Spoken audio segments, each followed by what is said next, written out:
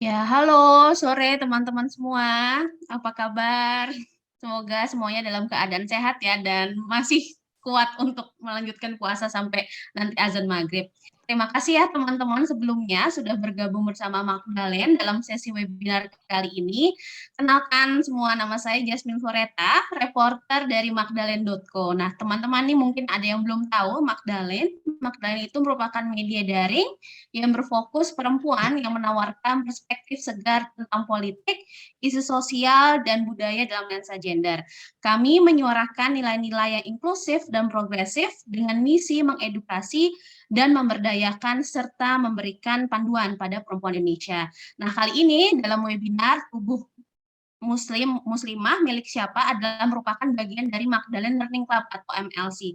MLC sendiri merupakan wadah dari komunitas Magdalene yang dijadikan untuk tujuan pemberdayaan, knowledge sharing atau berbagi pengetahuan, sampai peningkatan kapasitas. Nah, kegiatan MLC sendiri mulai dari webinar seperti yang akan kita lakukan bersama pada sore hari ini, lalu ada talk show, workshop, training, dan kelas.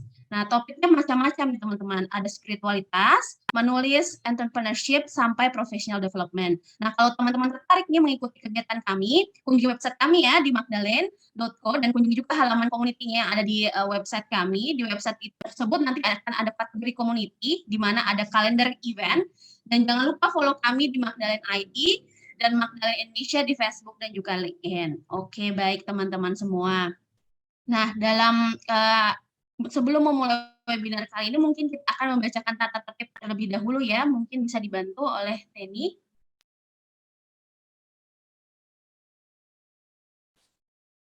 Oke, teman-teman semua. Jadi selama 1 jam ke depan ya, 1,5 jam ke depan, ini ada beberapa tata tertib yang harus teman-teman lihat. Yang pertama adalah rangkaian acara ini bebas dari segala kekerasan berbasis gender dan diskriminasi. Silahkan ya teman-teman untuk berpartisipasi. Ajak teman lain lah di media sosial ya untuk mengikuti webinar kali ini.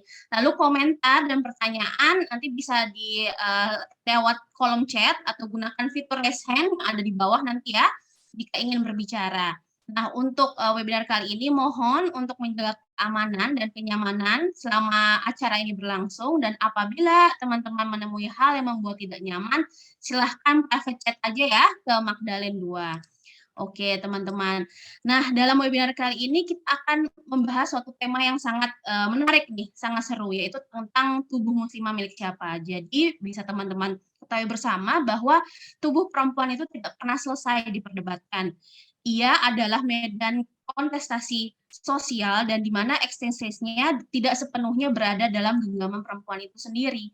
Mulai dari misalnya pilihan child free atau tidak, lalu menggunakan jilbab atau tidak, hingga adanya dalih-dalih yang jika kalau perempuan menolak kemauan suami untuk berhubungan intim, maka dia akan dilaknat oleh Allah. Nah, semua ini akhirnya berujung pada semua pilihan perempuan tidak dimiliki oleh perempuan itu sendiri, tapi semua pilihan perempuan ada dalam tangan orang lain.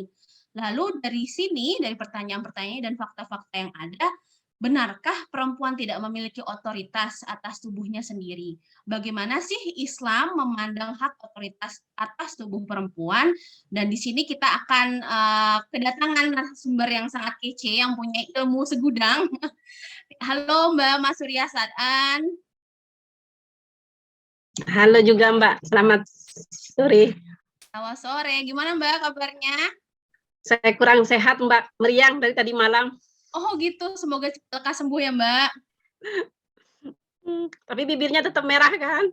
Iya, tetap merah. Merah ya Mbak, produknya ya. Oke, terima kasih ya Mbak atas kehadirannya pada webinar kali ini. Mungkin sebelum kita memulai, saya akan membacakan profil dari Mbak Mas Surya Sadan. Jadi Mbak Mas Surya Sadan lahir di Sumeneb, Madura, dan merupakan alumni Pondok Pesantren Al-Amin Renduan. Beliau menempuh pendidikan S1 di jurusan Akidah Filsafat dan S2 Filsafat Islam di UIN Sunan Kalijaga.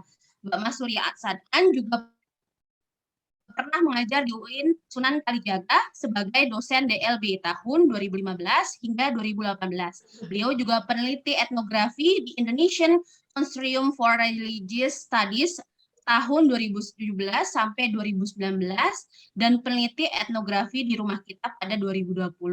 Saat ini Mbak Mas Surya sebagai peneliti freelance untuk kajian perempuan, gender, dan feminisme Islam. Nah, Mbak Mas Surya saat juga telah menulis nih teman-teman 3 buku tentang waria. Yang pertama, Santri Waria pada tahun 2020, Solidaritas Waria pada 2021, dan Spiritualitas Waria pada 2022.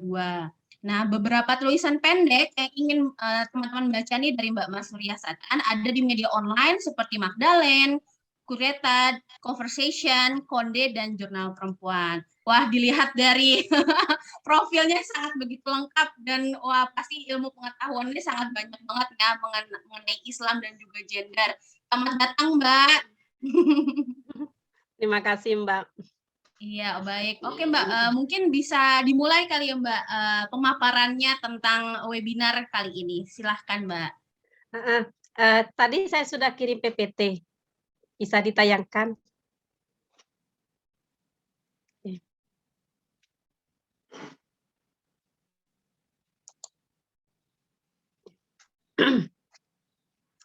Terima kasih. Bismillahirrahmanirrahim. Assalamualaikum warahmatullahi wabarakatuh. Kedengaran suara saya? Kedengaran, Mbak. Ya. Terima kasih teman-teman Magdalene yang telah memberikan saya kesempatan yang sangat berharga ini untuk berbagi pengetahuan, belajar bersama dengan teman-teman dan para peserta yang jumlahnya kurang lebih ada 20 partisipan di sini. Ini apa ya? Tema ini saya sudah bilang tadi malam kepada panitia bahwa tema ini sebenarnya berat menurut saya.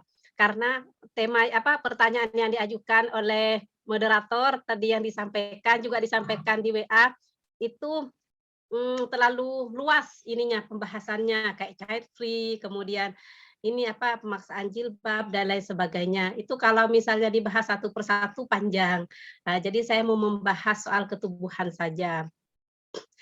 Untuk memperpendek diskusi maksud saya. Dalam artian yang mau bilang bahwa saya itu kurang paham kan malu toh. Soalnya tulisan saya banyak soal itu. Tapi ini karena waktunya cuma sebentar, jadi saya mau bahas soal ketubuhan saja. Langsung ininya slide-nya. Soal ketubuhan ini saya mau memulai dari sebuah hadis tentang fitrah kelahiran seorang anak. Seorang anak itu baik itu perempuan maupun laki-laki. Ini juga bisa dijadikan dalil fitrah kelahiran seorang anak yang beridentitas gender atau memiliki orientasi seksual homo. Pada intinya di dalam Islam itu semua anak itu dilahirkan dalam keadaan fitrah. Sebagaimana hadis Nabi, kullu mauludin yuladu 'alal fitrati fabawahu yahudanihi aw yunasiranihi aw yumajisanihi. Ini konteksnya dalam hal agama. Bahwa setiap anak itu dilahirkan dalam keadaan suci, dalam keadaan fitrah. Yang menjadikan anak itu Yahudi atau Nasrani atau Majusi itu karena orang tuanya. Kalau kita kaitkan dalam konteks gender atau dalam konteks konstruksi sosial, semua anak itu dilahirkan dalam keadaan suci. Yang menjadikan anak itu laki-laki, konstruksi gendernya laki-laki, feminin atau maskulin, itu adalah orang tuanya. Dan itu konstruksi sosial. Ini kalau kita kaitkan hadis ini dalam konteks gender. Jadi saya membaca sebuah hadis itu tidak hanya tekstual, tetapi kontekstual. Tuh. Lanjut. Nah, ketika seorang anak lahir ke dunia, maka proses gendering itu dimulai. Dan anak kemudian dikonstruksi secara sosial agama. Dalam hal ini agama Islam. Ya, siapa yang mengkonstruksi? Yang mengkonstruksi itu adalah orang tuanya. sehingga melahirkan pembedaan-pembedaan. Pembedaan-pembedaan inilah yang membuat seorang anak itu termarginalisasi, berbeda antara dia perempuan dengan dia laki-laki. Apa aja pembedaan-pembedaan tersebut di dalam Islam?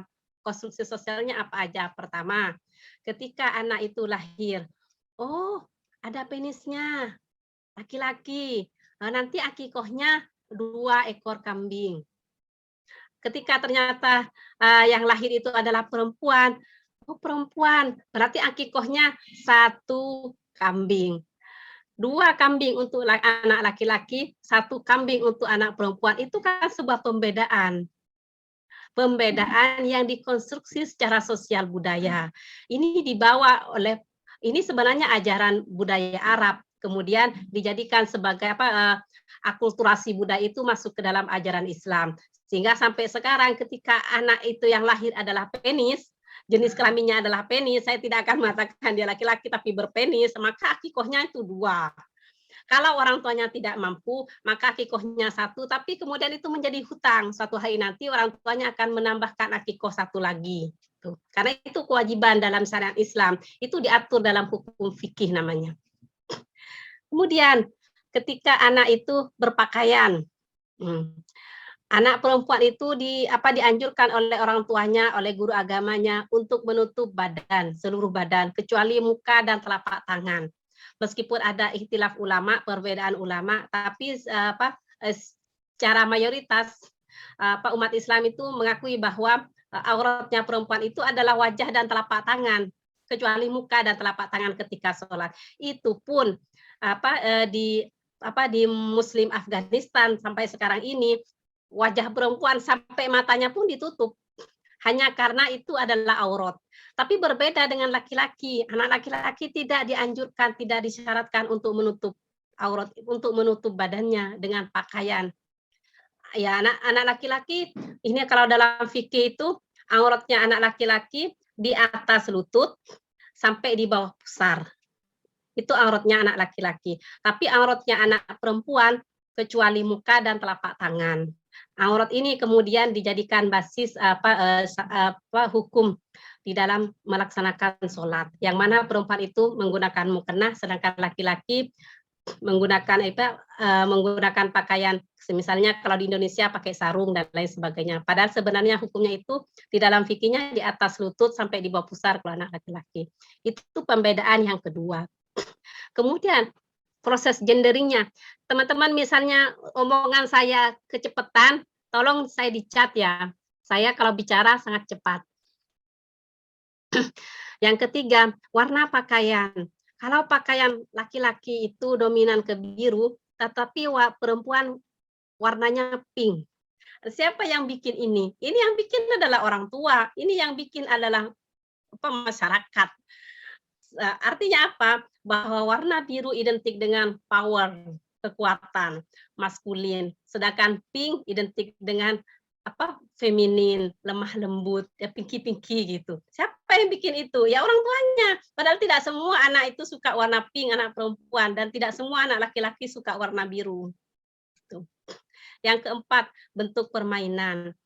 Anak perempuan itu bermain boneka, anak laki-laki bermain mobil-mobilan. Siapa yang melakukan pembedaan ini? Ini lagi-lagi orang tuanya. Padahal dalam konteks realitas teman-teman yang memiliki identitas gender waria, teman-teman waria tidak suka bermain mobil-mobilan, dia tidak suka lari-lari, dia tidak suka main tembak-tembakan, dia lebih sukanya main boneka. Tapi karena konstruksi sosial anak laki-laki harus main mobil-mobilan, dia bermain dengan keadaan terpaksa, meskipun dalam hatinya memberontak.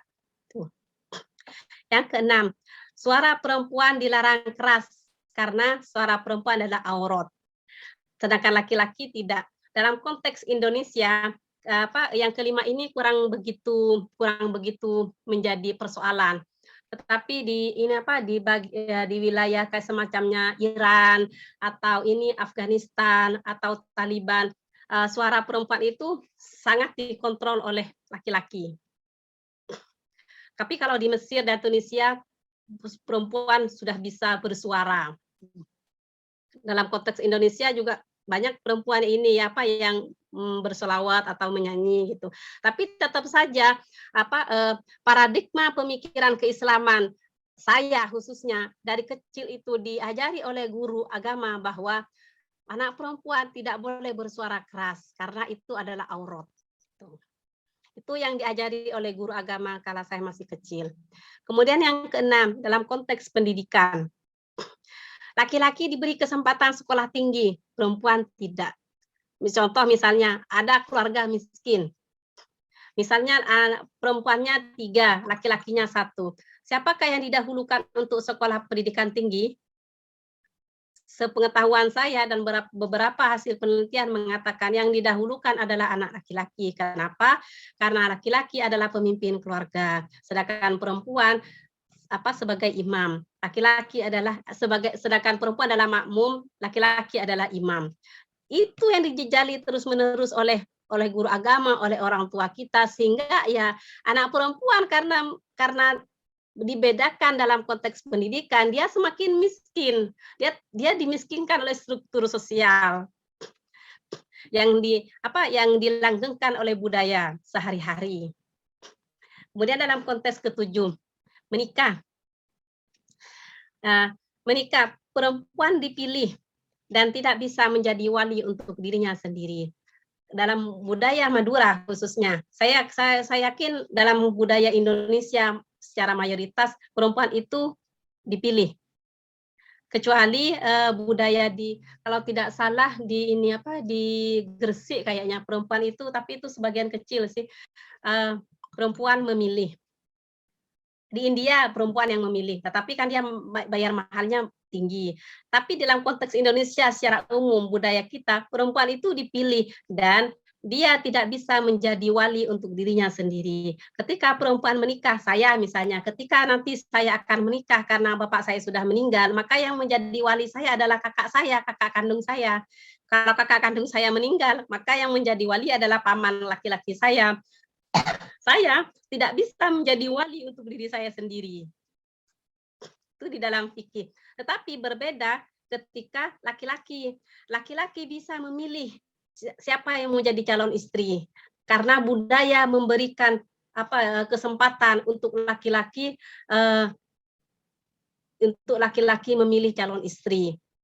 Tetapi perempuan tidak, perempuan dilarang. Bahkan perempuan yang agresif, itu ditakuti sama laki-laki. Takut laki-laki kalau perempuan agresif. Tapi kalau laki-laki yang agresif, itu dianggap sebagai hebat gitu. Itu kan sebuah pembedaan. Dan ketika menikah, laki-laki bisa menjadi wali untuk dirinya sendiri. Contoh misalnya, ketika laki-laki ini mau menikah dan tidak direstui oleh orang tuanya, maka dia bisa menikah sendiri kepada KUA karena dia bisa menjadi wali untuk dirinya sendiri. Tetapi berbeda dengan perempuan ketika mau menikah dan tidak direstui oleh orang tua. Mau tidak mau, fikih mengharuskan dia mencari wali. Kalau sudah mentok tidak ada wali dari pihak keluarga, maka pihak KUA akan menjatuhkan wali itu kepada hakim. Itu yang menjadi wali dan itu tetap walinya adalah laki-laki. Itu yang saya maksud adalah ketidakadilan yang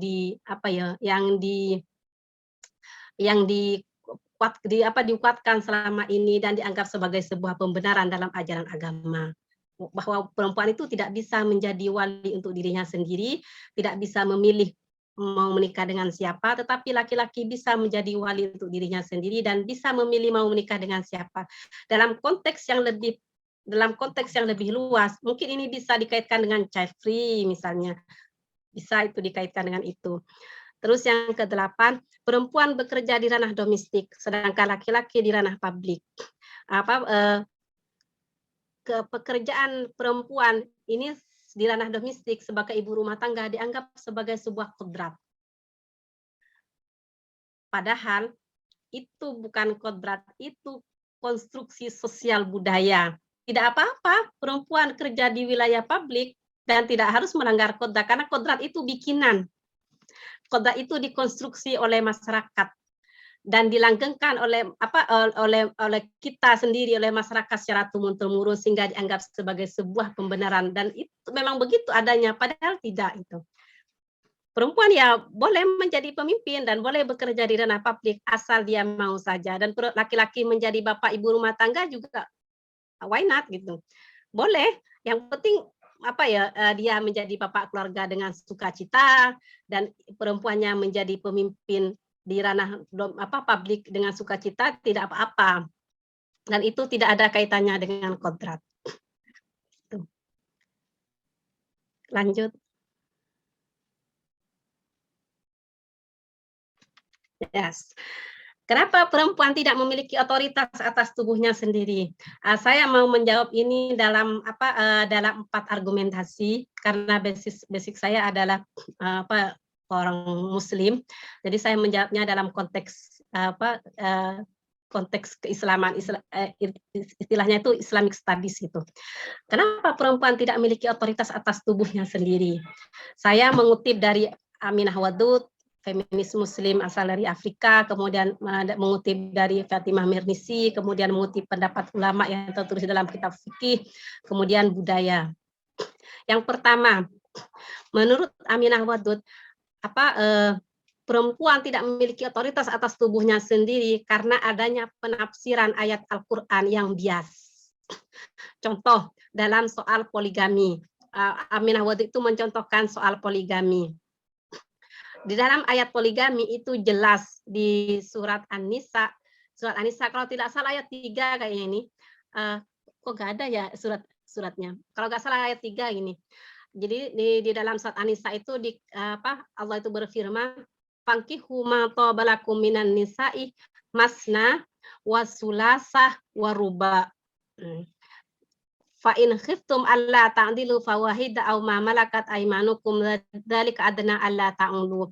Dalam konteks dalam konteks kajian fikih khusus untuk kajian poligami, ayat ini yang selalu dijadikan argumentasi teologis oleh para ahli fikih, oleh para kalangan cendekiawan Islam, oleh para kalangan ulama yang membenarkan tentang dibolehkannya laki-laki berpoligami, karena memang sudah ada anjurannya, fankihu ma tabalakum minan nisa'i masna wa sulasa wa ruba. Jadi nikahilah perempuan yang kamu senangi, 2, 3 atau 4. Nah, ayat ini dipotong. Jadi yang cuma dijadikan dalil argumentasi itu hanya ayat fankihu ma tabalakum minan nisa'i masna wa sulasa wa ruba. Cuman itu yang dijadikan ayat. Dan setelahnya itu tidak disebutkan lagi, padahal sebuah ayat itu turun itu ada asbabun nuzul dan tidak sepotong-sepotong turunnya. Contohnya seperti ini, fa in khiftum alla ta'dilu fawahidatan aw ma malakat aymanukum dzalika adna alla ta'ulu. Akan tetapi, jika kamu khawatir tidak akan mampu berlaku adil, maka nikahilah seorang saja yang kamu miliki. Yang demikian itu lebih dekat untuk tidak berbuat zalim. Ayat kelanjutannya ini yang tidak sering dijadikan dalil argumentasi, tapi yang dijadikan dalil argumentasi adalah fankihu ma tabalakum minan nisa'i masna wa sulasa wa ruba. Jadi kan ada semacam ada semacam bias di situ, bias penafsiran yang itu dijadikan pembenaran dalam konteks penafsiran yang selama ini diajarkan di dalam bangku sekolah, bangku perkuliahan, sehingga itu poligami dianggap sebagai sebuah pembenaran. Oh, nggak apa-apa, laki-laki menikah lebih dari satu. Kalau istrinya mandul nggak apa-apa menikah lebih dari satu. Kan sudah dianjurkan sama Islam. Ya ada loh ayatnya. Padahal tidak seperti itu kali ayat itu berbicara. Ada hal-hal yang harus dijadikan pertimbangan. Contoh adalah adil. Al-adalah itu harus menjadi pertimbangan karena Islam mengenal konsep itu. Sudah disebut di dalam Al-Quran, jika kamu tidak akan mampu berlaku adil, maka nikahilah seorang satu saja yang kamu miliki. Tapi kan itu tidak disebut di dalam penafsiran yang bias terhadap perempuan. Itu menurut pendapatnya Profesor Aminah Wadud. Terus yang kedua adalah teks hadis Nabi yang misoginis menurut Fatimah Mirnisi. Ayat hadis Nabi yang misoginis itu terutama dalam soal kepemimpinan perempuan, yang di dalam sebuah hadis diriwayatkan oleh Abu Bakar, Nabi mengatakan bahwa la yufliha qaumun walau amruhum imro'atan. Tidak akan beruntung satu kaum yang dipimpin oleh seorang perempuan. Hadis ini dikritisi oleh Fatimah Mirnisi bahwa hadis ini adalah misoginis. Kenapa? Karena hadis ini diriwayatkan ketika masa kepemimpinan konflik antara Sayyidah Aisyah dengan Sayyidina Ali. Sebelum itu di zaman Nabi, hadis ini tidak pernah disebut sama sekali. Itu kalau belajar tentang konteks sosial budaya, hadis ini turun asbabul wurudnya. Tapi kalau melihat pada pribadi Abu Bakar ini menurut Fatimah Mirnisi dia bermasalah secara psikologi. Jadi hadis ini kalau Fatimah Mirnisi menyebut itu hadis misoginis yang tidak layak untuk dijadikan sebagai dalil argumentasi. Tapi anehnya, lagi-lagi ketika ada perempuan mau mencalonkan menjadi pemimpin dalam konteks Indonesia, entah sebagai presiden, entah sebagai gubernur, entah sebagai kepala desa dan lain sebagainya, hadis ini digoreng. Hadis ini digoreng untuk menundukkan calon perempuan, pemimpin perempuan agar tidak mencalonkan. Sehingga ini ayat di sini dijadikan dalil legitimasi. Padahal jelas Fatimah Mirnisi menyebut ini hadis misoginis yang tidak layak untuk dijadikan sebagai dalil argumentasi. Kemudian ada juga hadis yang mengatakan, tapi mohon maaf yang hadis ini saya lupa rawahunya itu siapa, riwayatnya dari siapa. Jadi ada sebuah ungkapan Arab, hadis atau ungkapan Arab. Jadi ada menyebut anta wa malika li abika. Kamu dan hartamu adalah milik ayahmu. Ini selalu disebut kepada anak perempuan. Seperti apapun anak perempuan itu pintar, dalam konteks Islam, dia dan hartanya ya milik laki-laki, milik ayahnya. Ayahnya tidak ada yang milik milik suaminya. Tuh. Saya pernah mendengar ini pertama kali itu ketika belajar di pondok pesantren tentang bab al-munakahat, bab pernikahan yang diajari oleh guru saya di pondok pesantren. Jadi guru saya itu bilang bahwa mau setinggi apapun anda ini santri-santri ini, karena kan saya kan santri perempuan dan belajarnya dengan santri perempuan semua, mau setinggi apapun sekolahnya, sarjananya, mau SS berapa hartanya, ketika berhadapan dengan orang tua, maka anta wa malika li abika, kamu dan hartamu yang milik orang tuamu. Jadi kan perempuan istilahnya ya tidak punya otoritas atas dirinya sendiri. Itu. Kalau dikaitkan dengan hadis ini.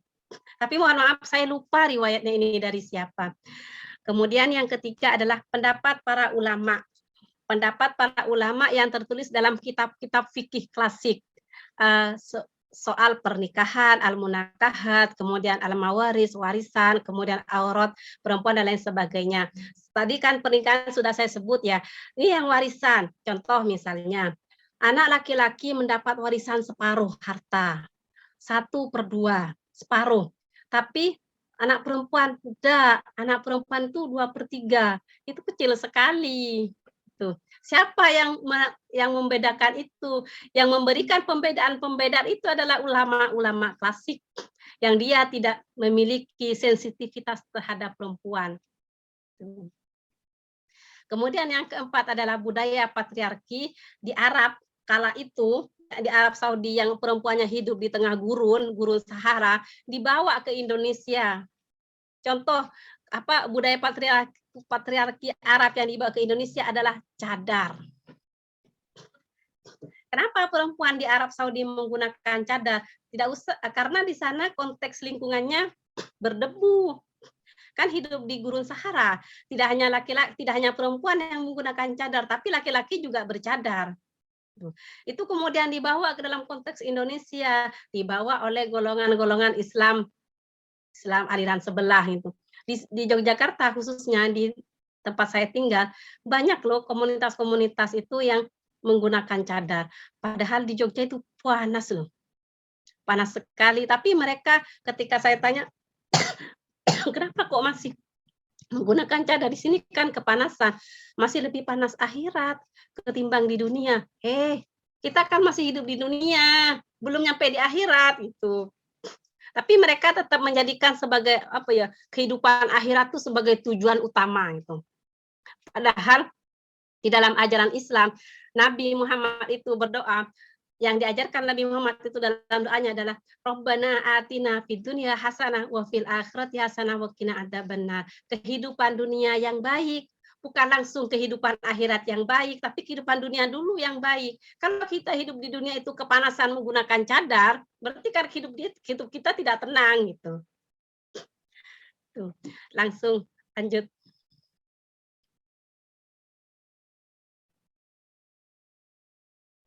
Nah, menjawab ini yang ada di pamflet ya, tubuh muslimah milik siapa?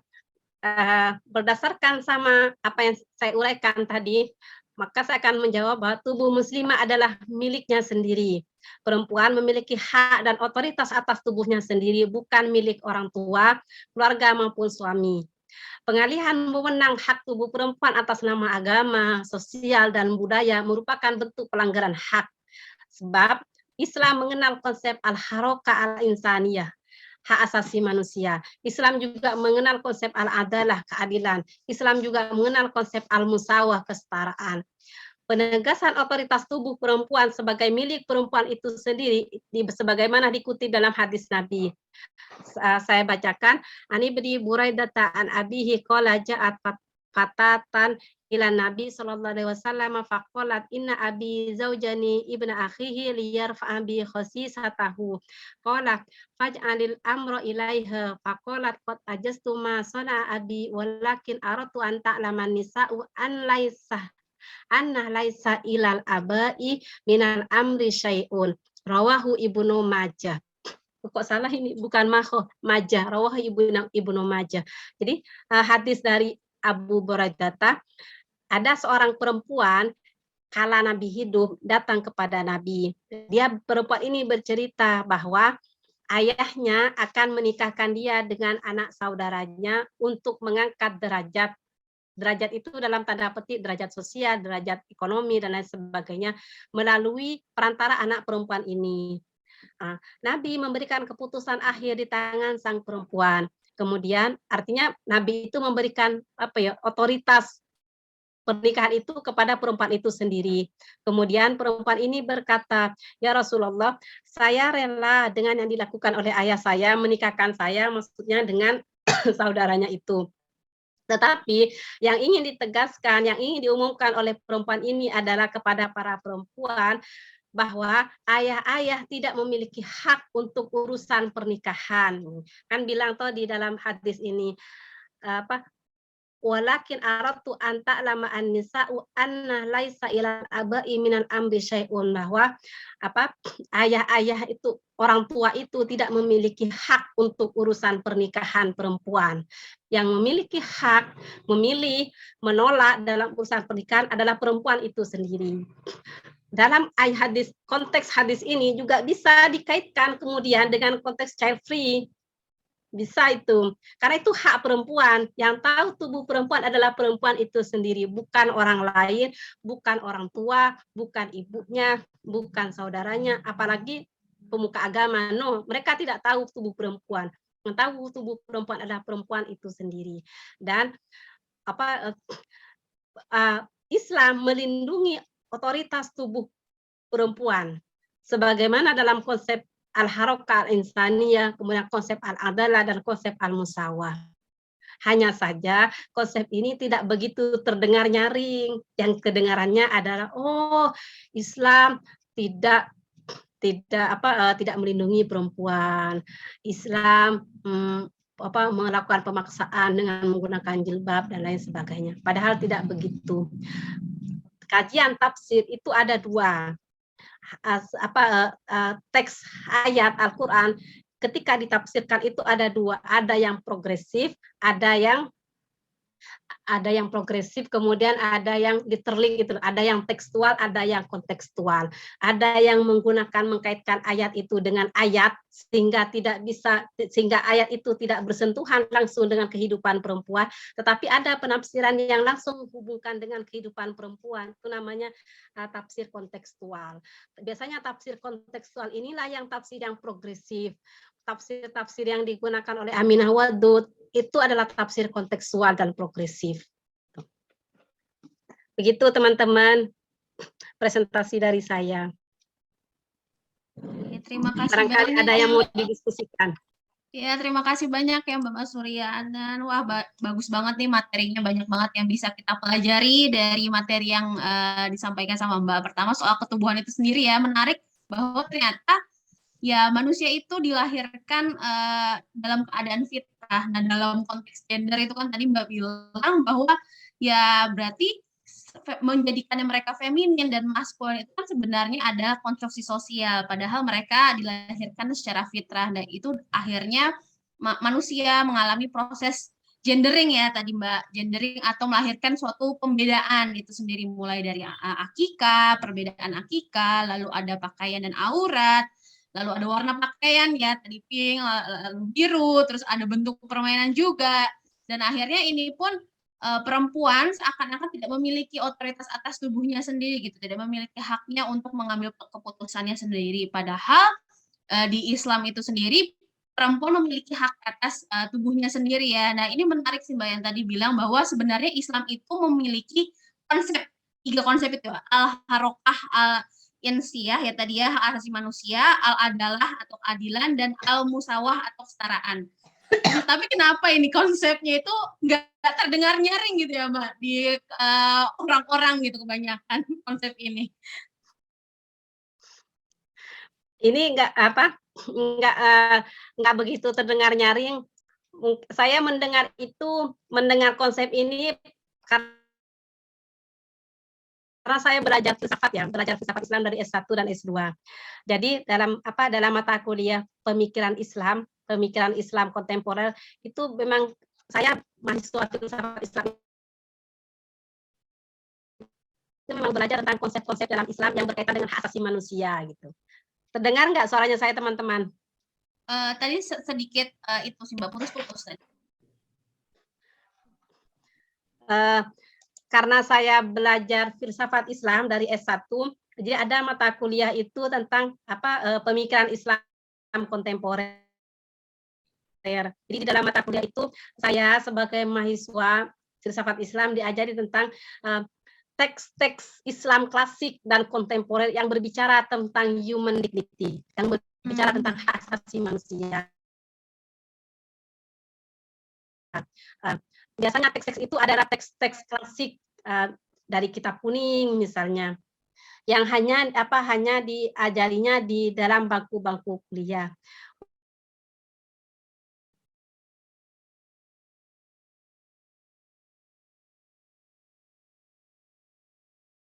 Iya baik. Bias istilahnya. Kedengaran nggak teman-teman? Lumayan itu Mbak tadi seperti robot, suaranya putus-putus. Begitu. Apa saya ganti ke HP aja ya? Boleh Mbak. Boleh ya? Boleh kalau bisa lebih lancar. Maaf ya Mbak ya. Iya, nggak apa-apa Mbak.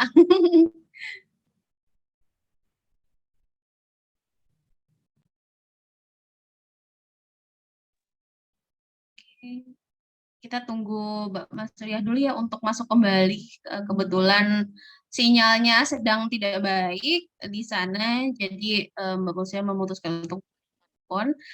Oke, tadi menarik sih ya teman-teman semua ya. Oh iya teman-teman, kalau misalnya teman-teman ada yang kepo nih, pengen nanya sesuatu, ada yang pas tadi membaca dan mendengarkan pemaparan dari Mbak Mas itu ada sesuatu yang membuat kalian terbetik untuk bertanya, silahkan ya, tanya di kolom Q&A di sini, nanti akan saya coba sampaikan ke Mbak Mas Surya ya teman-teman. Jangan malu-malu bertanya, nggak saya gitu. Silahkan ya.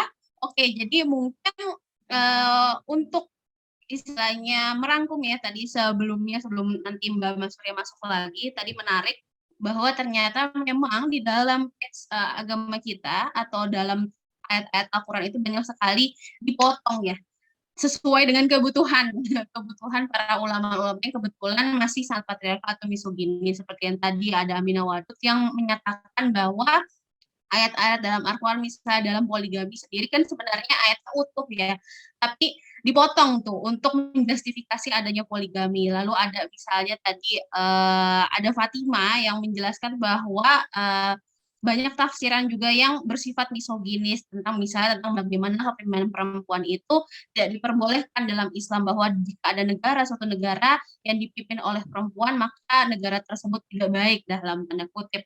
Nah, ini sangat menarik sekali bahwa ternyata banyak sekali tafsir-tafsir yang kita pahami belakangan ini atau mungkin dari kecil ya kita pahami itu berasal dari tafsir mayoritas yang banyak ditafsirkan oleh ulama-ulama laki-laki, di mana ulama-ulama laki-laki otomatis tidak memiliki pengalaman kekhasan ya, memiliki pengalaman yang khas seperti perempuan gitu. Di sini tidak ada pengalaman-pengalaman dan sudut pandang perempuan yang dimasukkan ke dalam tafsiran dari ayat Al-Quran atau hadis, sehingga akhirnya pengalaman perempuan pun terpinggirkan ya di dalam tafsiran-tafsiran ini, yang pada akhirnya itu akan menimbulkan ketidaksetaraan atau diskriminasi gender, yang sayangnya menjadi suatu dogma atau sebagai suatu justifikasi untuk meminggirkan perempuan itu sendiri.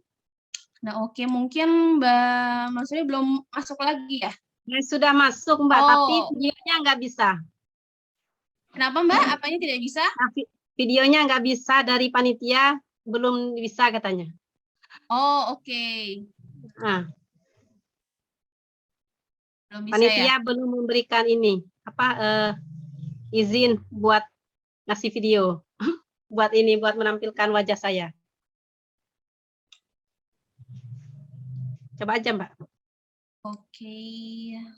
Belum Ini bisa. you cannot start your video because the host has disabled it. Oke. Udah bisa Mbak? Atau masih belum? Oh sudah. Oke. Selamat datang kembali Mbak. Ini pakai HP Mbak. Iya, lebih lancar Mbak daripada tadi. Saya mau menanggapi yang itu ya, konsep yang al-harakah insaniyah ya. Iya. Jadi konsep-konsep itu memang sudah ada di dalam mata kuliah pemikiran Islam kontemporer. Pemikiran Islam kontemporer. Jadi dalam mata kuliah itu saya sebagai mahasiswa filsafat itu belajar tentang pemikiran-pemikiran para pemikir Islam yang menggunakan penafsiran Islam, hadis maupun Al-Qur'an dengan pendekatan human dignity, pendekatan hak asasi manusia. Ya, biasanya hasil-hasil penafsirannya itu lebih menghormati manusia, lebih manusiawi istilahnya ya, lebih manusiawi, dan wacana-wacana yang digaungkan itu adalah wacana-wacana kemanusiaan seperti trafficking, seperti pernikahan anak, seperti ini penyembelihan anak perempuan di kawasan Arab itu yang sampai sekarang masih booming terjadi di Taliban, Afghanistan dan India. Kemudian ini jilbab dan lain sebagainya. Ada juga LGBT juga ada di situ. Intinya pemikir Islam kontemporer ini mereka lebih memposisikan Al-Quran teks, Al-Quran dan hadis teks bukan sebagai teks itu sendiri. Jadi teks ini tidak berdiri sendiri. Teks itu harus ada lubang, harus ada celah untuk saling menyapa dengan isu-isu kemanusiaan. Misalnya teks bersentuhan dengan psikologi, teks bersentuhan dengan kesehatan, teks bersentuhan dengan sains, teks Al-Quran bersentuhan dengan biologi, sehingga jangan sampai penafsiran Al-Quran bertentangan dengan sains, bertentangan dengan persoalan kemanusiaan. Contoh misalnya penafsiran teks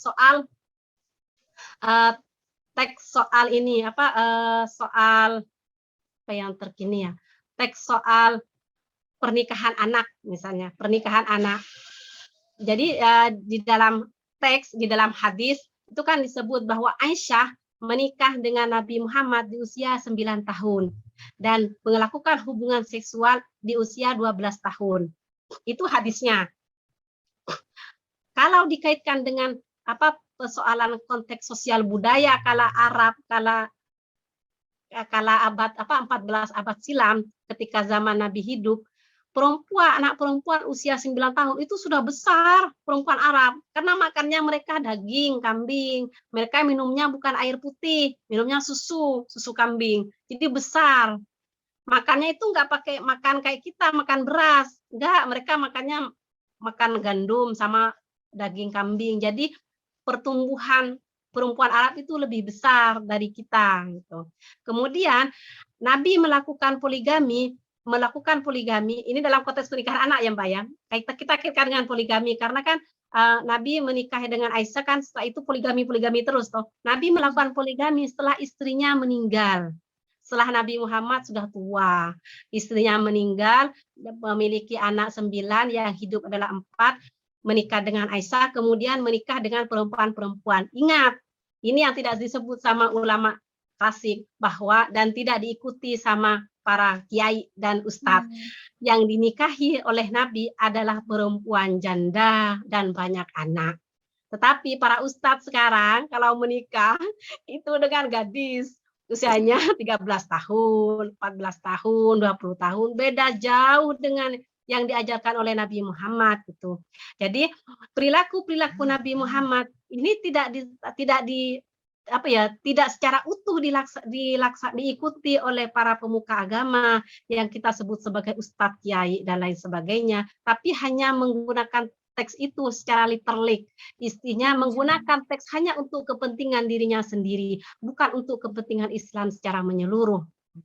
Jadi yang dimaksud dengan Islam rahmatan lil alamin dalam konteks pemikiran Islam adalah Islam yang ajaran Islam yang melihat persoalan-persoalan kemanusiaan itu dalam konteks hak asasi manusia. Jangan sampai ketika kita mengikuti sunnah Nabi, kita melanggar hak perempuan. Jangan sampai seperti itu. Itu Pak. Oke, baik. Berarti memang kebetulan karena memang secara mayoritas belum memahami secara baik ya konsep ini, dan Mbak Mas Surya sendiri mempelajarinya karena mengenyam pendidikan ya Mbak di universitas. Nah, ini ada pertanyaan Mbak dari peserta. Ya, bagaimana cara kita sebagai perempuan memberitahu tentang diri kita tidak bisa disentuh, namun laki-laki itu menyepelekan kita saat kita mencoba menjelaskan gitu Mbak. Berarti ini kayaknya berhubungan sekali dengan konsep yang sedang banyak dibicarakan di konsen ya. Konsen ini, kayaknya ini lebih pas ke orang psikolog ya Mbak yang menjawab konsen itu. Sepertinya sih begitu, tapi tidak apa-apa, saya mau mencoba untuk menjawab. Di dalam Islam itu apa ya konsen itu ayatnya? Soalnya begini Mbak, kita itu orang umat Islam itu dikit-dikit tuh menggunakan dalil, dikit-dikit menggunakan dalil, sehingga yang ada di otak itu adalah ayat, hadis, itu aja. Padahal ada kata Gus Dur, ya tidak semua kali ketika kita berbicara menggunakan dalil gitu loh. Konsen itu apa ya ayatnya? Saya kurang ini Mbak, kurang ngeh ayatnya itu. Tapi pada prinsipnya kalau kita pribadi tidak mau disentuh, ya orang lain jangan menyentuh dong. Kalau kalian tetap menyentuh, itu melanggar hak. Untuk mengetahui bahwa itu pelanggaran hak, laki-lakinya ini yang harus dikasih tahu. Jadi proses training feminisme, training gender itu sebenarnya tidak bisa hanya dilakukan kepada perempuan saja, tapi juga kepada laki-laki. Laki-laki itu diajarkan cara menghormati perempuan. Persoalan yang ada selama ini adalah training gender, pelatihan gender selalu dikhususkan kepada perempuan. Laki-laki belum menjadikan sebagai sasaran. Padahal menghormati perempuan itu wajib hukumnya diajari kepada laki-laki. Sayangnya kan selama ini, contoh gini aja Mbak, kita ke sekolah itu kan tidak diajari toh pendidikan seksualitas, tidak diajari. Ya benar. Saya sekolah itu madrasah sanawiyah. setara dengan SMP, diajari tentang kitab kuning Ukutul Jin. Ukutul Jin itu tentang kitab kuning berisi tentang perkawinan. Tapi itu di dalam isi kitab, materi di dalam kitab itu, kitab Ukutul Jin itu adalah materi yang bias, pemaksaan ini berhubungan seksual gitu. Kemudian pemerkosaan dalam perkawinan. Itu diajarkan di kitab Ukutul Jin. Saya tahu bahwa kitab Ukutul Jin berisi itu ya setelah saya belajar feminisme. Oh, ternyata kitab ini sampah ya gitu. Tapi sampai sekarang kitab itu masih diajarkan. Pondok santri perempuan yang belajar di pondok pesantren, kalau dia berada di jenjang madrasah sanawiyah, dia pasti akan diajari kitab Ukutul Jin. Pasti diajari itu. Padahal isi di dalam kitab itu adalah pemerkosaan perkawinan, ya pemaksaan hubungan seksual, perkawinan anak. Kemudian dalam hubungan seksual yang mendominasi itu laki-laki. Perempuan tidak punya wewenang untuk menolak atau dimintai pendapat. Nggak ada di situ. Mungkin sama dengan istilah ini kan konsen juga ya Mbak ya, tapi dalam perkawinan. Sama juga dengan ketika kita tidak mau disentuh. Ya, salah satu caranya agar kita tidak mau disentuh ya laki-lakinya ini dikasih tahu, saya tidak mau itu loh. Tapi ini PR besar sebenarnya ya, PR besar untuk mereka yang selalu melakukan pelatihan gender, bahwa ketika memberikan training gender, pesertanya ya tidak hanya laki-laki, tidak hanya perempuan, maaf, tapi perempuan dan laki-laki. Kalau ada ya waria. Oke, jadi memang harus ada perlibatan ya laki-laki untuk memahami. Keadilan itu tidak bisa berdiri, tidak bisa tercapai dengan seorang diri, Mbak. Kita tidak bisa berjuang dengan sendirian. Berjuang itu bersama-sama, berjuang untuk mencapai keadilan itu ya dengan laki-laki, dengan perempuan, dengan waria, dan dengan orang LGBT dalam hal ini. Iya. Oke, terima kasih Mbak atas penjelasannya. Ini ada pertanyaan lagi nih, Mbak. Izin bertanya, saya tertarik masalah gaya berpakaian perempuan. Dalam konteks ini, kita kan membicarakan otoritas tubuh perempuan. Dalam Islam sendiri, kan diatur cara berpakaian sesuai syariat. Jadi secara tidak langsung dalam gaya berpakaian ini, perempuan tidak memiliki otoritas atas tubuhnya sendiri. Apakah hal tersebut hanya tafsir para ulama klasik atau memang seharusnya seperti itu? Monggo Mbak dijawab. Itu masuknya nanti di penafsiran keagamaan, Mbak. Soal pakaian itu diajarkannya di fikih. Fikih itu berisi tentang aturan-aturan dalam hidup beragama. Fikih itu melihat luaran, tidak melihat kepada hati. Yang melihat hati itu adalah tasawuf. Pakaian itu diatur dalam fikih. Ketika bicara tentang pakaian perempuan, itu kan ada ininya, ada ayatnya. Kalau tidak salah itu ayatnya itu min jalabi bihinnah itu ayatnya itu. Ayatnya itu sepotong bahwa perempuan itu menutup dada. Menutup dada. Ya, menutup dada. Makanya di dalam ini bukunya Profesor Quraish Shihab, Profesor Quraish tentang jilbab, itu kan beliau menafsirkan ayat min jalabi bihinna. Ayat itu seperti kalau mau lihat secara kasat mata, coba lihat perempuan-perempuan di Mesir. Mereka kan menggunakan jilbab kan ininya kan kelihatan Mbak rambutnya.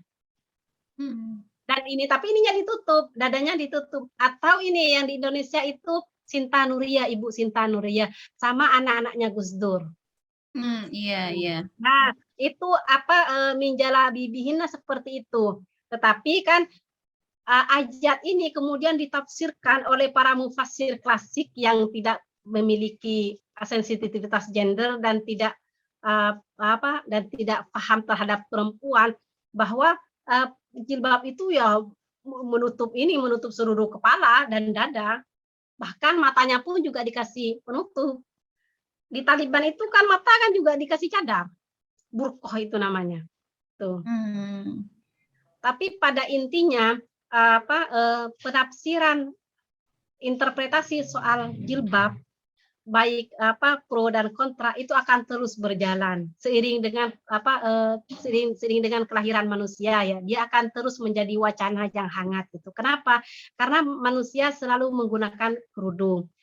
Tapi pada prinsipnya menggunakan kerudung atau tidak menggunakan kerudung bagi perempuan, menggunakan jilbab atau tidak menggunakan jilbab bagi perempuan, itu tidak ada kaitannya dengan kadar keimanan. Karena itu hanya sehelai kain. Gitu. Jadi iman tidak serapuh itu gitu. Jadi iman itu tidak semudah itu mengukur keimanan seseorang hanya dengan kain yang satu lapis. Ini kan cuma satu lapis toh Mbak. Dan satu lapis. Jadi tidak bisa, jangan sampai kita melihat, berpandangan, memiliki persepsi bahwa oh mereka yang menggunakan kerudung besar sampai ke ini, sampai menutup Pinggang. ada kan sekarang menutup pinggang dan menutup tangan, itu adalah perempuan soleha. No, bukan itu. Soleha dan tidak soleha itu bukan diukur dengan selembar kain. Tidak. Kadangkala mereka yang yang tidak menggunakan kerudung, kadangkala mereka lebih soleha dari orang yang menggunakan jilbaber. Kadang-kadang kan kita tidak tahu Mbak. Soalnya soal keimanan itu adalah dia ada di dalam hati. Dia tidak bisa diukur hanya dengan selembar kain dan dengan selembar jilbab.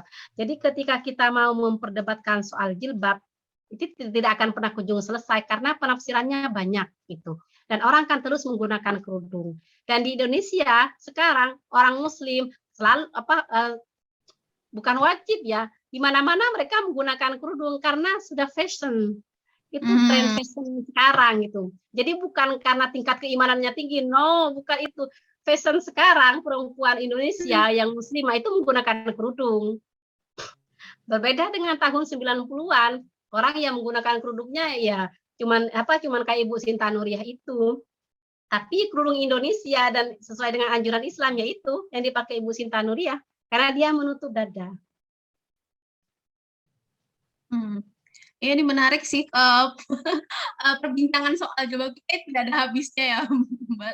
Saya sendiri kebetulan mungkin bisa nge-share ya pengalaman saya sendiri. Jadi saya pernah umroh kan. Terus saya di situ kaget luar biasa kenapa saya ngelihat perempuan Bangladesh itu cuma pakai kain gini, tapi ya benar masih kelihatan rambutnya gitu kan. Terus mereka juga pakai celana yang kelihatan mata kakinya gitu. Sedangkan saya dari kecil diajarkan untuk menutup seluruh rambut, lalu kaos kaki gitu kan, termasuk bagian dari aurat gitu.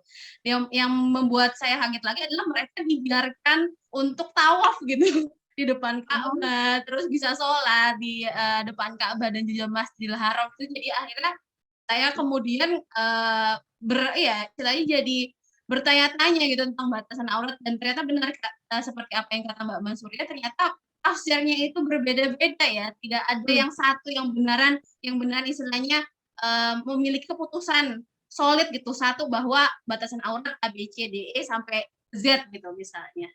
Oke, baik. Ini menarik banget sih emang kalau berbincang dengan seputar jilbabnya. Ada pertanyaan lagi nih, Mbak.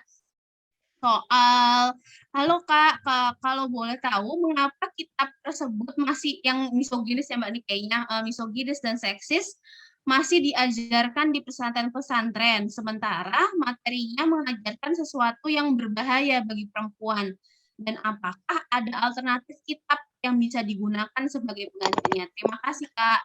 Silahkan Mbak untuk dijawab. Itu kayaknya kitab Ukutul Jin kayaknya. Kitab Ukutul Jin yang masih diajarkan sampai sekarang di pondok pesantren. Karena itu menjadi kitab klasik, Mbak. Itu kayak semacam apa istilahnya tuh. Jadi kan materi di pondok pesantren itu kan materi pengajaran di pondok pesantren itu kan banyak. Salah satunya adalah kitab kuning. Kitab kuning yang wajib diajari itu di samping tafsir Jalalain, kemudian kemudian Nahwu Shoroh dan lain sebagainya, itu adalah kitab Ukutul Jin ini untuk anak laki dan perempuan menjelang perkawinan itu. Itu kitabnya tipis kok Mbak. Itu kenapa diajarkan? Karena saya bilang seperti ini karena saya mau mengkaitkan dengan ini paper saya. Saya pernah menulis paper tentang kitab ini soalnya. Kalau nggak salah diterbitkan di jurnal Harokah Uin Sarip Hidayatullah. Kenapa kitab kuning seperti ini masih konsisten diajarkan di pondok pesantren? Karena ada beberapa faktor. Satu, pengampu pondok pesantren itu tidak peka protein gender. Dia tidak paham gender. Dari kiainya, dari nyaiknya, dari ustadznya, dari ustadahnya, itu tidak paham tentang gender. Nah, kemudian kiai atau ustadz yang mengajarkan kitab ini juga tidak paham, sehingga mereka menganggap bahwa itu ada hal biasa gitu. Jadi ketidaktahuan, ketidakpahaman ini yang membuat proses kekerasan itu terus berjalan dan dianggap sebagai sebuah kewajaran dan kebenaran gitu.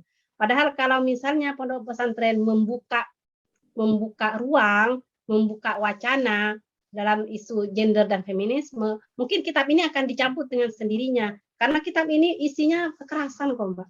Kitab. Tapi sampai sekarang itu masih diajarkan.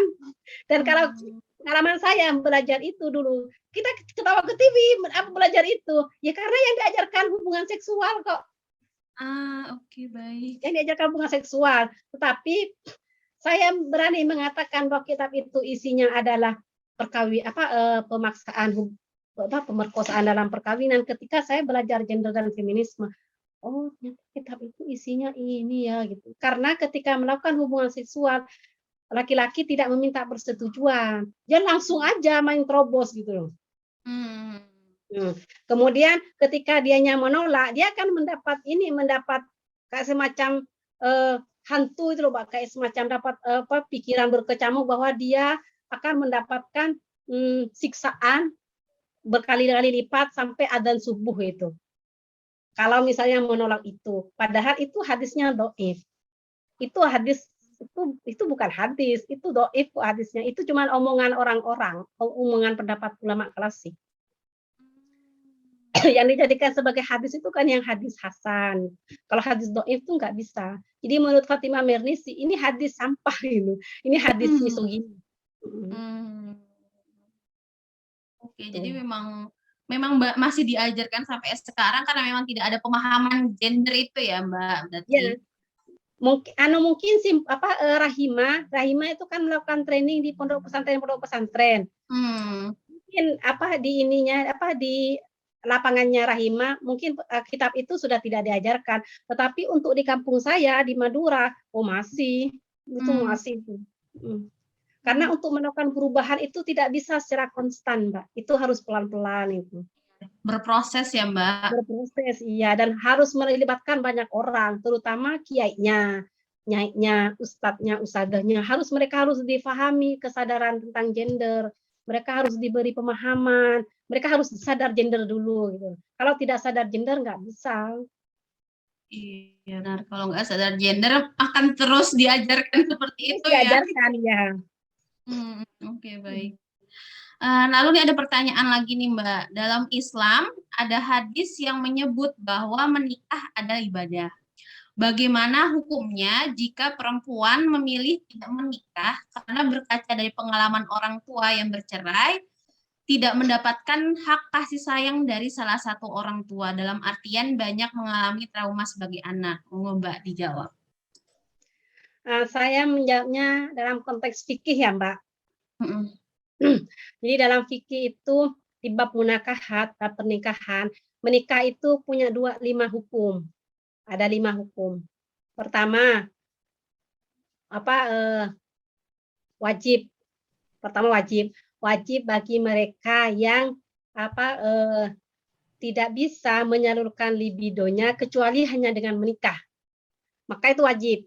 Dan dia mampu secara ekonomi. Itu wajib. Kemudian hukum asal pernikahan itu makruh. Dia tidak dilaksanakan tidak apa-apa, dilaksanakan juga tidak dilaksanakan nggak apa-apa, dilaksanakan juga nggak apa-apa gitu. Hukum asal pernikahan itu makruh.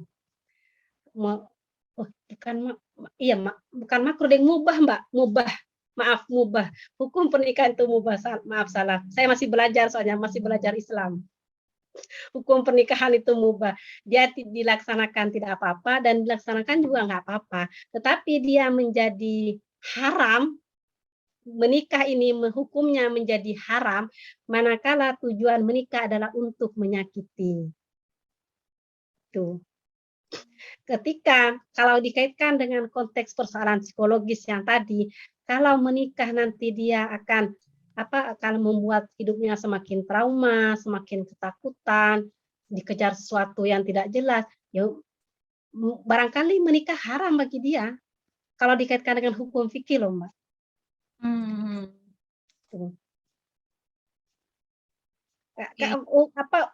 Hukum pernikahan itu ada 5, yaitu mubah, makruh, haram, halal. Iya. 5 ya? 4, Mbak. 4. Haram, wajib, makruh, mubah. Tapi hukum asalnya itu mubah. Oh, masalah itu mubah. Hukum asalnya itu mubah, dia dilaksanakan tidak apa-apa dan dilaksanakan ya silahkan itu. Tetapi lagi-lagi sejak kecil ketika kita tahu bahwa kita adalah orang muslim, maka guru ngaji akan selalu mengajarkan dicekoki ini di otak ini bahwa menikah itu adalah ibadah dan menikah itu adalah wajib. Tuh. Nah, karena itu dicekoki sejak kecil dan dilakukan secara berulang-berulang, maka ini kan menjadi memori, toh, Mbak. Sampai kita tua, ya. Ketika kita tidak menikah di usia sudah semestinya menikah, maka akan menjadi semacam bumerang. Kita akan dihantui oleh semacam perasaan bersalah. Oh, nanti aku ini tidak sama dengan orang lain gitu. Padahal menikah bukan tujuan itu. Menikahlah karena kita butuh gitu. Saya bilang seperti ini karena saya belum menikah. Saya tidak mau ketika saya menikah nanti tujuannya hanya untuk menyakiti, enggak. Karena seks itu bukan tujuan utama dalam hidup. Seks itu memang kebutuhan, memang ya, semua orang itu butuh seks ya. Cuman tidak semua orang menjadikan seks itu sebagai kebutuhan prioritas hidup. Ya, karena sudah diajarkan dari kecil ya, Mbak. Oh, kalau menikah Ya, itu wajib. itu karena sudah diajarkan. Apalagi saya sendiri tuh sering banget mendengarkan bahwa menikah itu menyempurnakan agama. Nah, itu tuh jadi itu kayak ada beban tersendiri gitu bagi perempuan khususnya untuk menikah. Ya, tapi kalau kita tidak mampu, Mbak, bukan tidak mampu, kalau dalam pertanyaan yang tadi ya, ini kan dia kan trauma atau sekiranya dengan menikah itu dia takut, ya nggak usah aja. Gitu. Dia mengoreksi. Yang tadi itu, Mbak. Saya nggak bisa baca soalnya. Iya, oke. Oke, Kak, berarti menarik banget nih perbincangan kita mulai dari jilbab, terus soal menikah wajib atau tidak. Nanti ada yang bertanya. Tapi jawaban saya ini dasar ya, Mbak. Saya tuh jawabannya tuh dasar sekali, karena saya juga baru belajar tentang Islamic Studies. Oke, baik. Terima kasih tapi Mbak atas pemaparannya yang mudah dipahami ya sama teman-teman semuanya. Ada yang bertanya nih, Mbak. Mbak ingin bertanya kenapa sih ada stereotipe jika muslimah yang bicara soal gender dan feminisme itu identiknya liberal kayak begitu?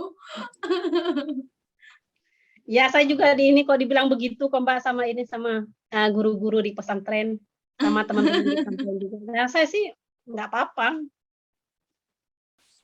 Nggak apa-apa. Justru liberal itu kan menunjukkan bahwa dia progresif, toh. Iya.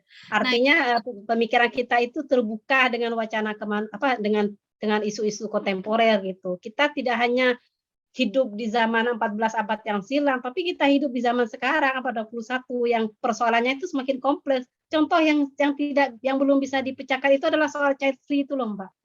Itu soal baru itu. Itu soal baru. Iya, baru-baru ini juga kan ya sangat-sangat dibicarakan di media sosial. Nah, ini jadi menarik sih Mbak ngomongin tentang tadi bagaimana kalau misalnya Islam progresif itu melihat tafsiran itu kan secara kontekstual. Nah, berarti sebenarnya kontekstual istilahnya untuk menafsirkan sebuah ayat atau hadis itu mengapa sih penting tuh harus kontekstual gitu Mbak. Dan kenapa sih kayak orang-orang kan banyak ya orang-orang Muslim yang berpendapat bahwa jika kita menafsir secara kontekstual itu sepertinya kayak menyalahi Al-Quran karena ada pendapat bahwa Al-Quran itu kan kitab yang sempurna gitu loh. Kalau misalnya kita mengotak-ngatik sesuai dengan kontekstual zamannya itu kan berarti kita kayak menyalahi suatu aturan istilahnya atau istilahnya kitab sendiri Al-Quran itu sendiri sebagai suatu kitab yang sempurna. Monggo bagaimana itu? Jadi Al-Quran itu kalau kita kita mengacu pada pemikirannya Fazlur Rahman itu pemikir Islam kontemporer. Jadi Al-Quran itu tidak bisa berbicara sendiri. Al-Quran itu bisa berbicara itu tergantung siapa yang menafsirkan, tergantung readernya. Ini ayat Mbak. Ayat itu sudah selesai, sudah sempurna. Sebagaimana firman Allah di dalam Al-Quran, al-yaum akmaltu lakum dinakum wa atmamtu alaikum nikmati wa raditu lakumul Islam madinah. Itu sudah selesai Al-Quran itu. Islam itu sudah selesai di situ. Sudah kusempurnakan agamamu gitu di dalam Al-Quran itu firman Allah. Jadi ayat itu sudah selesai di situ, tetapi yang belum selesai itu adalah penafsirnya.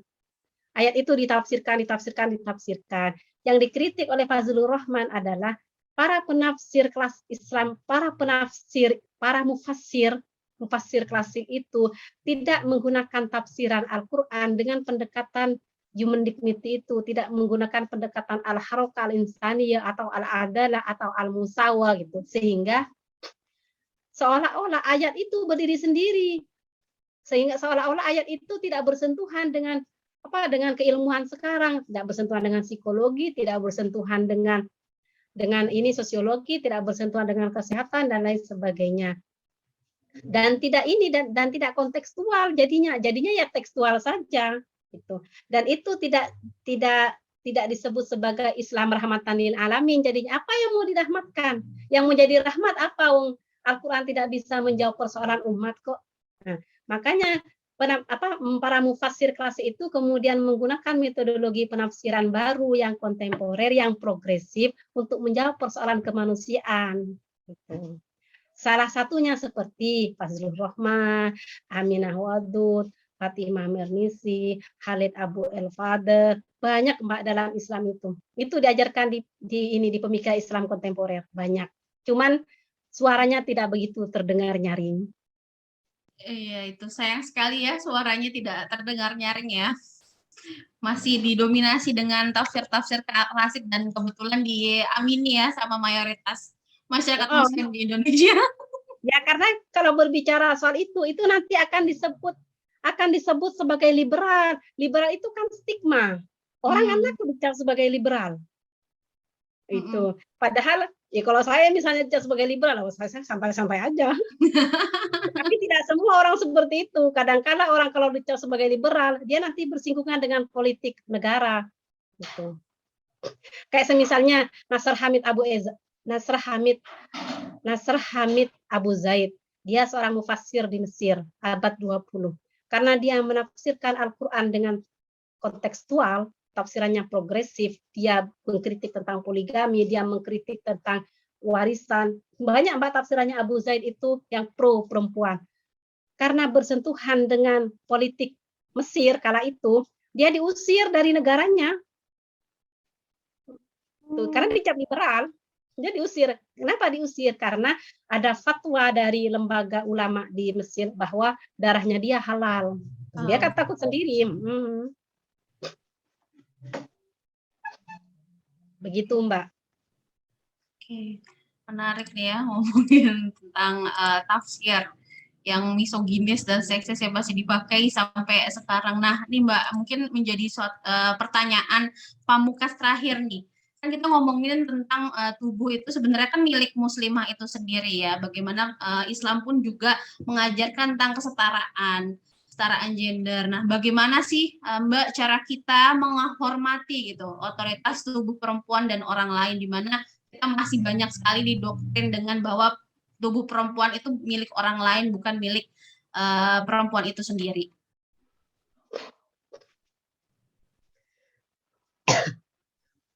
untuk meyakinkan bahwa tubuh itu adalah milik kita, ya perempuannya itu yang disadarkan dulu, Mbak. Ya disadarkan dulu tentang ini ya, pentingnya kesadaran gender itu adalah untuk mengenal tentang tubuh kita. Bahwa tubuh kita ya milik kita gitu. Tubuh saya ya milik saya, tubuh kamu ya milik kamu gitu. Dan untuk mengajarkan tubuh kamu milik kamu berarti kan yang bersangkutan juga diajarkan tentang kesadaran gender toh. Proses kesadaran gender itu mungkin memang ini hasilnya itu memang tidak cepat tampak, tetapi paling tidak dia punya kesadaran bahwa apa yang saya miliki ini apa yang saya punya, bahwa apa yang saya mau itu yang harus saya perjuangkan dan tidak boleh orang lain membatasi keinginan saya gitu. Ketika orang lain membatasi keinginan saya itu namanya melanggar hak gitu. Untuk berbicara seperti ini kan tidak mudah, dia harus melakukan proses kesadaran gender dulu. Memang harus disadarkan ya perempuannya atas hak mereka sendiri ya berarti, Mbak. Ya, kesadaran perempuan itu tidak bisa dilakukan sendirian dan harus bersamaan dengan laki-laki juga. Jadi harus harus diajarkan cara menghormati perempuan. Oke, baik. Oh, mungkin ini menjadi pertanyaan terakhir. Kebetulan ada yang menanyakan lagi nih ketika kita berbincang-bincang soal menikah nih, Mbak. Saya jadi penasaran terkait kontradiksi antara menikah itu menyempurnakan agama dan sebagai bagian ibadah dengan statement Ibu dalam kitab tadi bahwa ternyata ada beberapa tindakan yang dianggap pemerkosaan dalam pernikahan. Bagaimana pendapat Ibu terkait hal tersebut? Bukankah dalam ibadah tidak ada paksaan? Dan ketika menikah, kedua pihak telah sepakat mengenai semua hal, gitu, Mbak. Pertanyaannya silahkan dijawab. Idealnya kan begitu, dalam menikah itu kita sepakat dalam banyak hal, tetapi dalam realitasnya, dalam konteks realitasnya, tidak semua orang yang menikah itu memahami tentang dirinya, tentang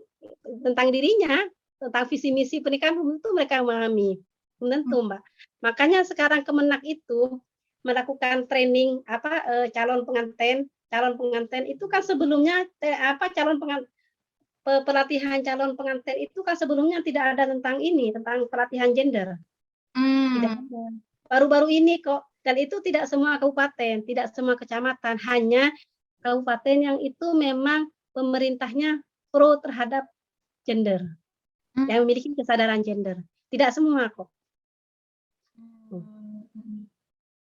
Oh gitu, berarti ternyata udah ada ya? Sudah ada, Mbak, itu sudah diajarkan kok di Cateng, kayak namanya tuh Cateng, calon pengantin, pelatihan calon pengantin. Kalau nggak salah itu seminggu kayaknya sebelum menikah itu.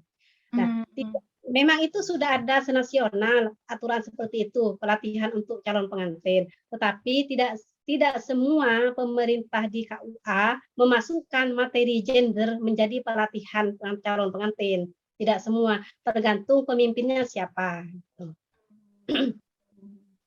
Oke, jadi memang tapi kan udah sebentar toh Mbak pelatihannya itu, cuma beberapa jam gitu. Oke, jadi pembekalan cuma sebentar ya, bentar banget. Sebentar. Padahal kesadaran atas gender tentang hak perempuan itu nggak bisa hanya dikasih dalam waktu sejam gitu ya, Mbak. Harus rajin membaca juga, Mbak. Karena saya suka membaca ya. Saya paling tidak suka ketika orang asal bicara, asal menuduh, pokoknya asal bicara lah. Saya paling tidak suka. Saya ketika bicara saya harus baca dulu, minimal saya harus membaca itu. Karena apa yang saya omongkan itu saya bertanggung jawab dengan yang saya bicarakan itu. Makanya ketika saya bicara, oh maaf Mbak, saya salah, oh maaf saya salah, nanti dikoreksi ya gitu. Karena saya takut apa yang saya omongin itu salah gitu. Karena pasti banyak salahnya. Iya kan namanya juga manusia pasti terus belajar ya Mbak. Ya. Kesalahan terbesar kita adalah kan miskin membaca, Mbak. Iya. Ya bersyukur ada Magdalene, ada websitenya. Jadi kan banyak bacaan di situ. Iya.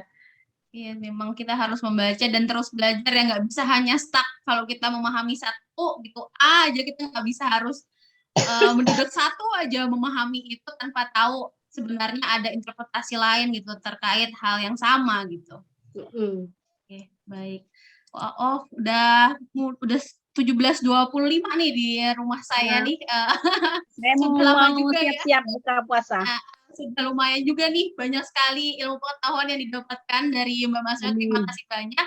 Nah, tapi sebelum kita menutup webinar kali ini, mungkin kita harus foto dulu ya bareng-bareng. Nah, teman-teman yang sekiranya berkenan untuk membuka kamera, silahkan ya. Nanti kita foto bersama di sini sekarang. Mudah-mudahan bermanfaat ya Mbak ya. Maaf kalau ada yang salah. Iya, terima kasih juga Mbak. Banyak sekali ya saya yang dapatkan dari pemaparannya Mbak.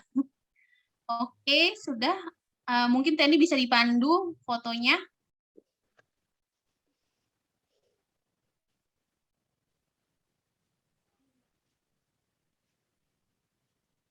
Ini jadi aku yang foto ya, Kak?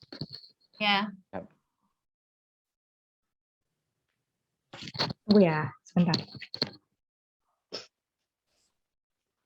Teman-teman yang mungkin berkenan untuk membuka kamera, bisa dibuka kameranya dulu untuk foto bersama. Oke, dibantu ya. Oke. Siap ya. Oh, Bu Mas Turiannya hilang. Lah, Mbak. Mbaknya saya kameranya ya. udah. Yuk, siap ya. 3, 2, 1. Sekali lagi, 1, 2, 3. Ya, terima kasih. Oke, terima kasih. Terima kasih banyak ya Mbak atas pemaparannya hari ini, sangat bermanfaat menuju buka puasa. Nah, teman-teman nih kebetulan yang ikut dalam webinar kali ini bisa klik link ya, link nanti kita akan mendapatkan sertifikat nih kalau misalnya kalian mengklik link ini. Ya, ini ya link ini sertifikatnya bagi teman-teman yang hadir di dalam webinar kali ini. Semoga ilmunya bermanfaat. Nah, sepanjang bulan Ramadan ini sebenarnya Magdalene akan menghadirkan berbagai tema saya sesuai dengan bulan Ramadan, yaitu perempuan dan juga Islam, di mana webinar yang ada nanti dan juga ada Bisik Kamis ya teman-teman. Jadi Magdalene ada Bisik Kamis, yaitu IG Live yang juga membahas mengenai perempuan dan Islam setiap hari Kamis. Nanti besok tuh teman-teman bisa ikut juga Bisik Kamis. Dan untuk webinar selanjutnya akan diselenggarakan pada Selasa, tanggal 19 April, dengan tema Mengapa Perempuan Pemimpin Muslim Narasinya Dikaburkan. Nanti akan bersama Ibu Yuniati Cuzaifah, yaitu mantan komisioner perempuan. Nah, terima kasih atas perhatian teman-teman semua, atas kesabarannya juga selama webinar, karena webinar pasti kan lebih melelahkan ya dibandingkan dengan seminar offline. Terima kasih banyak atas kehadirannya dan makasih juga Mbak Mas Surya atas pemaparan ilmu-ilmunya yang sangat bermanfaat. Selamat berbuka puasa ya teman-teman semua. Assalamualaikum warahmatullahi wabarakatuh. Waalaikumsalam warahmatullahi wabarakatuh. Makasih ya Mbak ya. Iya, terima kasih juga Mbak. Iya, Waalaikumsalam.